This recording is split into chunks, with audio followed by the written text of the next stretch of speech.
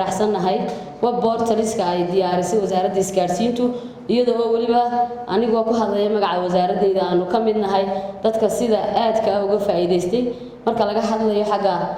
faafinta dastuurka iyo barashada wadaniyada oo inta badan aan wasaarad ahaan u xil saaranahay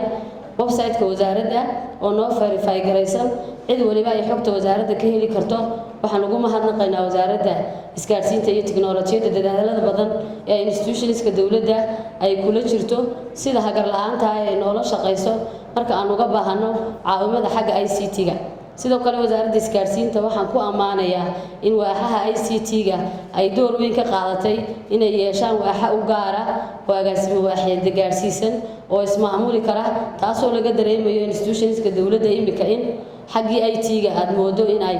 taageero badan ka heleen wasaaradda isgaarsiinta iyadoo tababaro joogto ah siisan